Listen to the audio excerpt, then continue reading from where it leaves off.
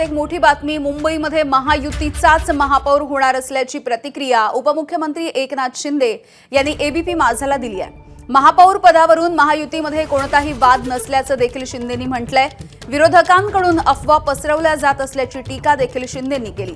नगरसेवक फुटण्याची चिंता आम्हाला नाही तर विरोधकांना आहे। नगरसेवकांना मार्गदर्शन करण्यासाठी आम्ही हॉटेलमध्ये ठेवलं, अशी प्रतिक्रिया देखील शिंदेंनी दिली आहे।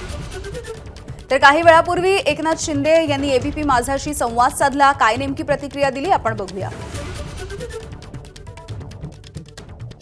मुंबई, ठाणे, कल्याण, डोंबिवली, उल्हासनगर, भिवंडी इतर ज्या ठिकाणी आम्ही महायुतीमध्ये लढलो आहे किंवा ज्या सर्व ठिकाणी महायुतीचा महापौर होईल, कारण मॅन्डेट मुंबईमध्ये शिवसेना भाजप युतीला दिलेला आहे।